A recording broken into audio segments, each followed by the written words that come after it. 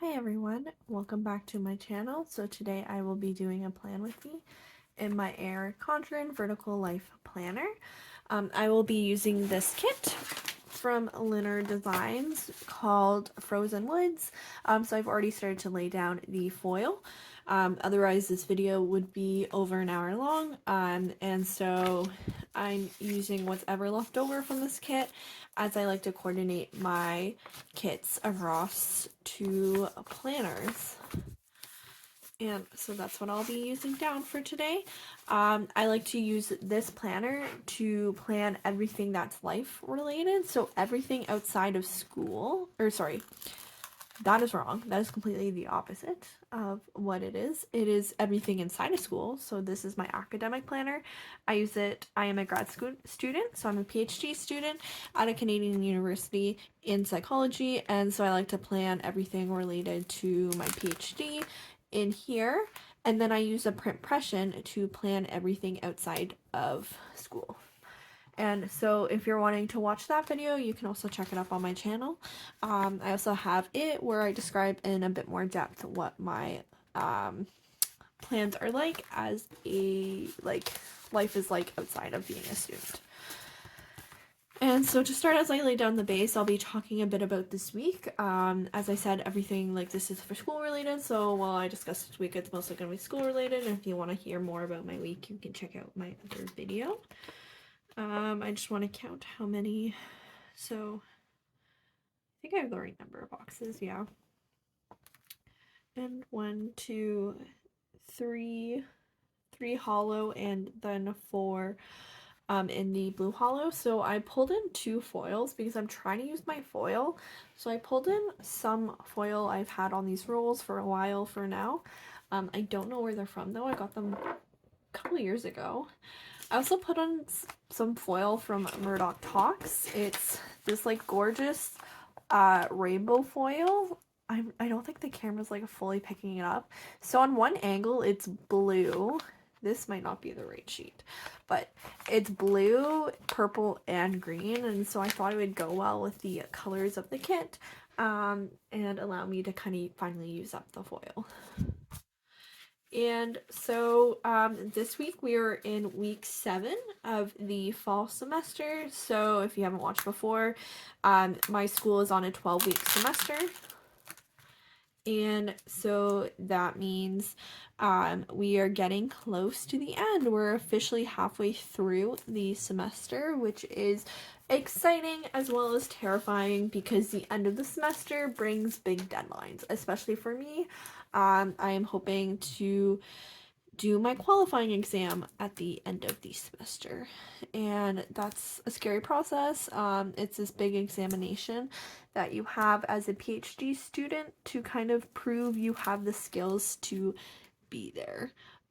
In some schools it's also called the comprehensive exam, and so that's kind of what I'm working on this semester. This week is also interesting as it's kind of the first week back from reading week.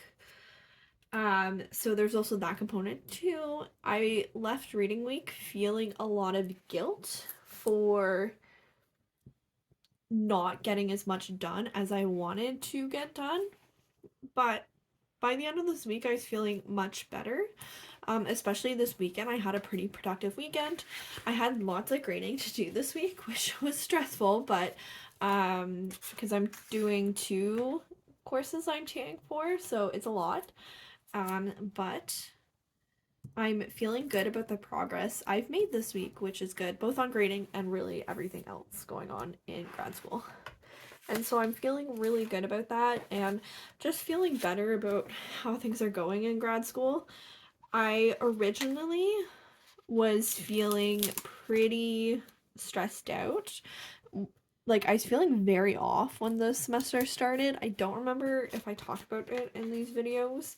My mood was, I don't know, my mood was kind of low. Like, my energy, I just didn't have a lot of it. And so things were feeling a little stressful, but I'm happy like things are kind of a bit better now. I don't know if it's just like I've gotten things done and that's why I'm in a good mood, or like honestly, like I have a feeling it's like vitamin D and like especially now that the like sun has returned in Canada. It has emerged. It's still very cold and windy here, but at least now we have daylight, and so that's exciting, and I feel like my mood improves so much once we actually have daylight outside. And so I'm starting to see a change in things, which is, honestly, it's amazing. So I'm feeling good about that. And this week was actually also a bit weird in that, so as I look back on the week, like holistically, like I'm feeling good about things. So looking after the fact, because so essentially I back planned, so this is actually last week as I'm filming. Um, like day-to-days were kind of hard. Especially this week, if you watched my other plan with me, which is in my progression, I was having a lot of headaches this week. So I think I had a headache 4 out of 7 days this week, which is a lot. And like physical symptoms tend to really impact my mental health. And so I guess it's great that looking back, I'm feeling better about things, but I remember kind of the day to day, I was feeling pretty anxious about things and just like a little overwhelmed. And yeah, so I don't know, I'm just happy with how things are going. I think it's also I have like a lot of exciting news this week that I'm excited to share, but I'll wait for the day today. As I lay down, I'll also talk about, so if you've been watching, you know I've been doing this program called Learning to Bounce. And so it's like a program with occupational therapists to essentially kind of discuss strategies for balancing health with school. And I feel like also that's what's kind of helped put me in a better place now. Is that program. At first, it was kind of hard to, I don't know, it was kind of hard. I didn't really have much thoughts about it at first. It took a while to kind of get into things. And I get it because you can't really like get deep into things without starting somewhere. Like you kind of got to start in the shallow end before you go to the deep end. But I just felt like I wasn't learning anything new or things were helpful. Like I know, for example, mindfulness exists. I don't need reminders of it. It's not like it's not I need something more to help balance things. And so I lately though, like conversations have been around things that have been really interesting to me and like things I haven't necessarily talked about in terms of like well-being, health, and work. One of those topics we recently talked about, and I think I touched on this a bit last week, was shame resilience.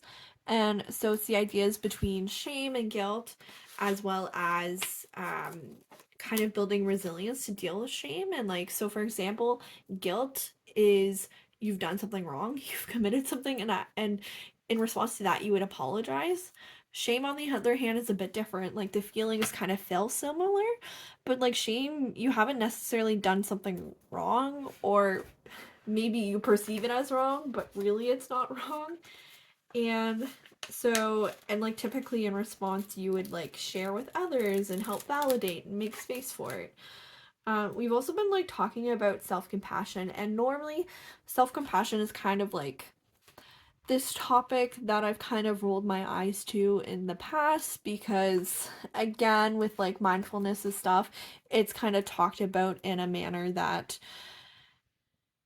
is more shallow but not actually practical. And it's also talked about in almost this like toxic way where it's talked about as like, oh, you just need to like reframe your mind and be kinder to yourself and everything will be solved. And I think what I have challenges with it is like if you're really struggling and shit sucks, you can't like reframe how it's going. Like sometimes shit just sucks.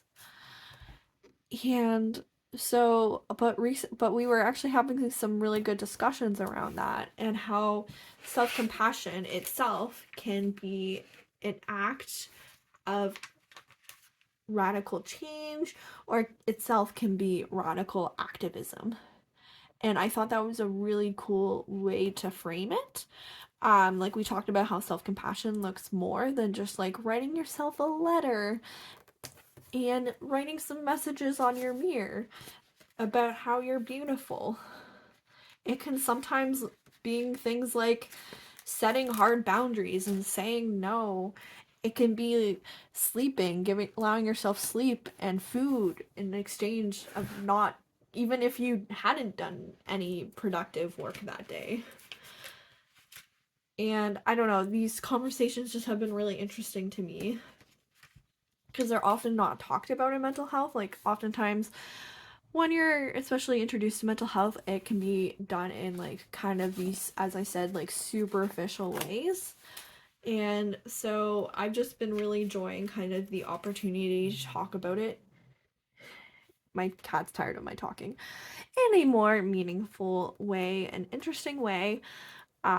Especially I think the idea that like it can be an active uh active uh activism. I think especially as a grad student, um academia itself puts so much pressure that you must work, literally dedicate your life to working nonstop, that you're not supposed to take breaks, that you're supposed to be working not only all the time, but producing extremely high quality work.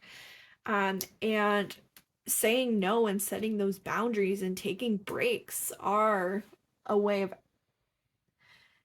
challenging the like current existing systems of academia. And so those conversations have been really cool and I think helpful to like help reframe things in a way. Again, I think it's been helpful to not reframe it as like looking on the bright side, but looking at it like there's a problem with the system and we need to fix it, and to fit my needs instead of me just pretending things are okay when they're not. And after that hard talk, I think we'll now go into the day by day. And so Monday, first day back. Luckily I was working from home this day. So, first off, I had a meeting. Usually Mondays are my meeting days where they're full of meetings. I think luckily I only had 2 meetings this day though. So I had a TA meeting that day for one of the TA shifts. I then did some QE work, which was great. So last week was reading week. The week before, the end of it, the Friday, I submitted out my proposal to my committee, and they have 2 weeks to give me feedback on my proposal. But in the meantime, I do want to kind of get ready for when I get that feedback back, so I can get going on my my paper, so I don't lose that time.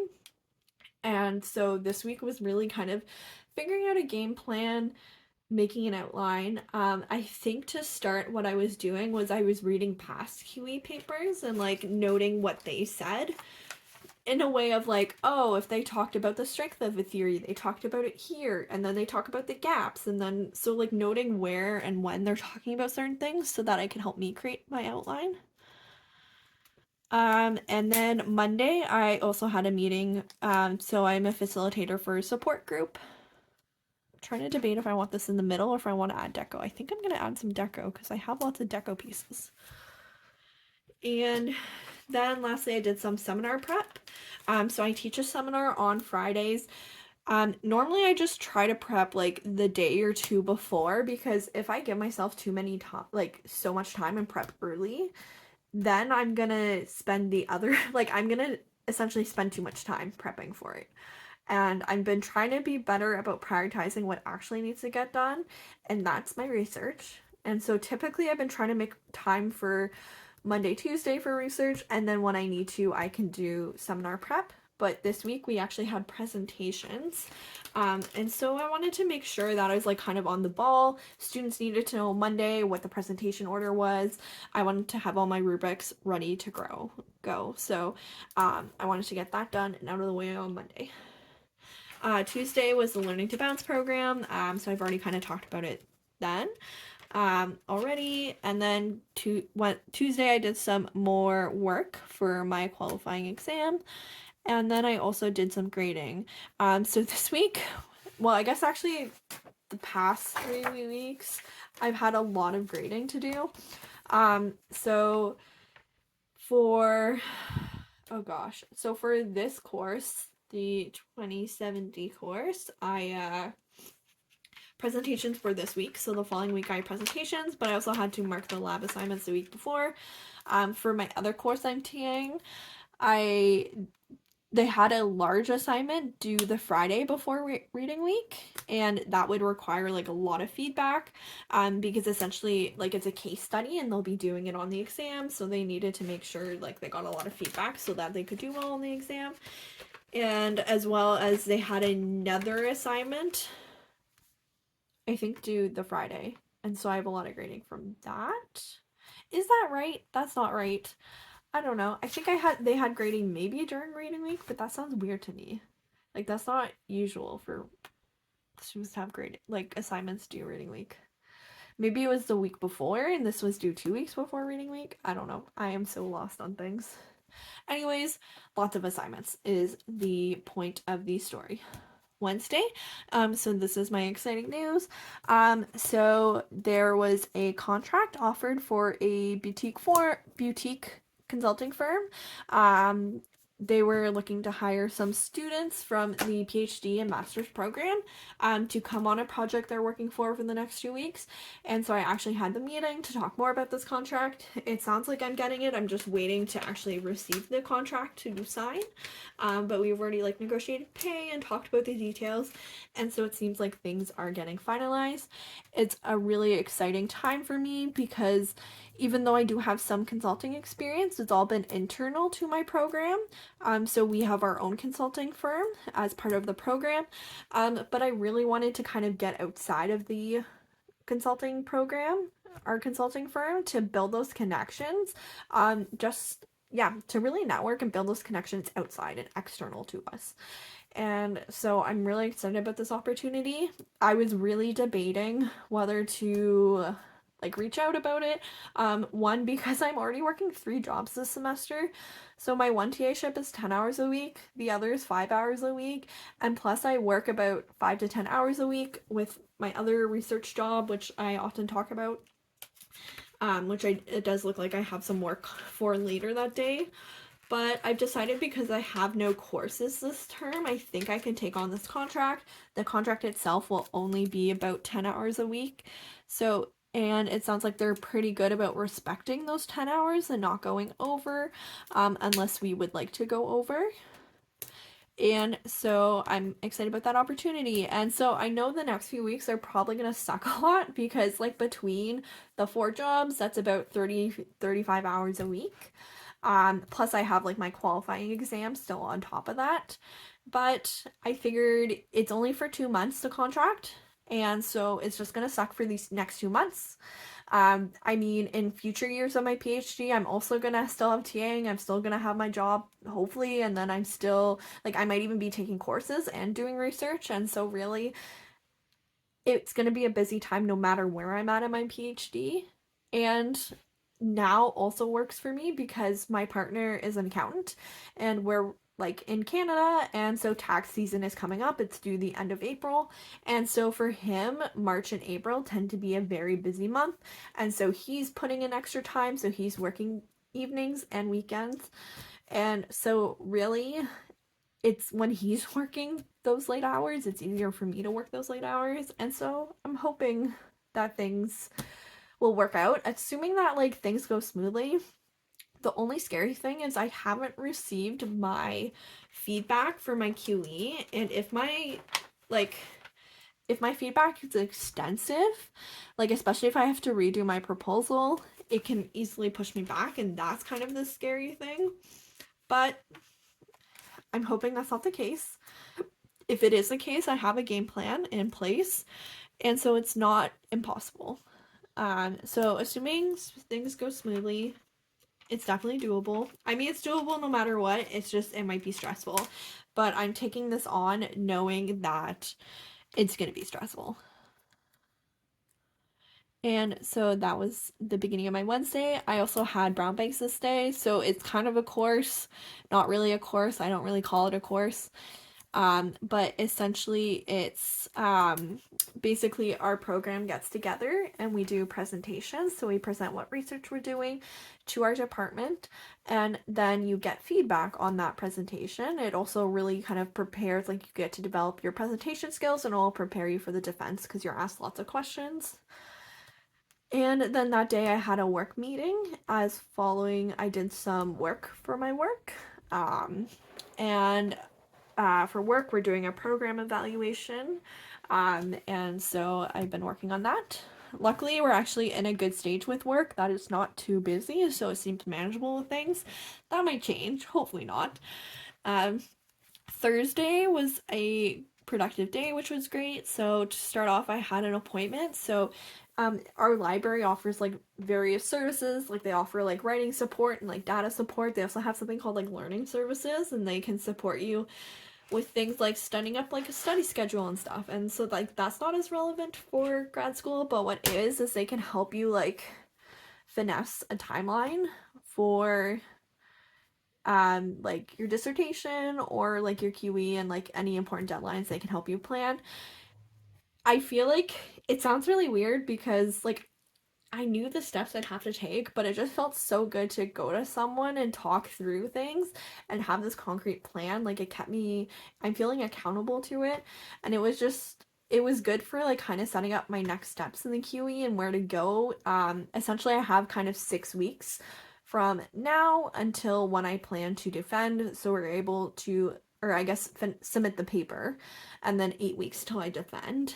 And so I'm feeling good about kind of the next steps because I was a little unsure, but we were able to talk things through, and it really helped me kind of create that plan.